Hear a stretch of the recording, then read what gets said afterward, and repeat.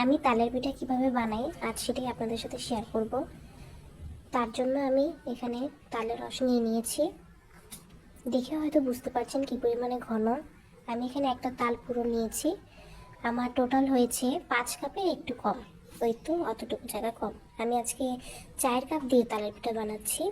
তার জন্য আমি এখানে সামান্য পরিমাণ লবণ দিয়ে দিয়েছি, 2 কাপ চিনি দিয়ে দেবো। তারপর এটাকে ভালোভাবে নাড়াচাড়া দিয়ে চিনিটা যখন গলে যাবে, এরকম কনসিস্টেন্সি হবে, তখন তার মধ্যে আমি সুজি দিয়ে দেব। 1 কাপ দিলাম আর 1/4 কাপ দিয়ে দিচ্ছি। এটাকে ভালোভাবে মিশিয়ে নেব। এখন আমি চালের গুঁড়ো দিয়ে দিব 2 কাপ। এটাকেও ভালোভাবে মিশিয়ে নেব। এখন একটু পানি দিয়ে দেব। এখানে 1 কাপ পানির আমি 1/2 কাপ নিয়েছি, আরও 1/2 কাপ আছে, লাগলে আবার নেব। এখানে আমি আটা দিয়ে দিচ্ছি। আপনাদের কাছে ময়দা থাকলে আপনারা ময়দা দিতে পারেন, আমি আটা 2 কাপ দিয়ে দিয়েছি। আমি আরও হাফ দিয়েছি, ওই 1/2 কাপের অর্ধেকে আবার হাফ। এখানে আমি এক্সট্রা আরও 1/2 কাপ চিনি দিয়েছি। আপনাদের যদি আরও দরকার লাগে আপনারা দিতে পারেন।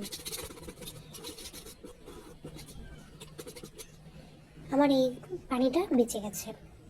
এখন আমি ভাজতে চলে যাব। আপনারা যতটুকু পারবেন চেষ্টা করবেন যাতে কোনো না বের হয়। আমি অত পারদর্শী নই, তারপর যতটুকু পেরেছি দেখিয়েছি।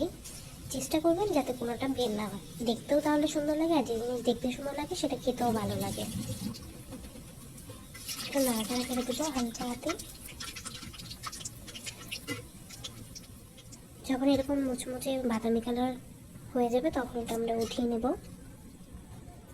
আর এই তো তৈরি হয়ে গেল। এটা কিন্তু যথেষ্ট সফট হয়েছিল। চাইলে আপনারাও বাড়িতে এটা ট্রাই করতে পারেন।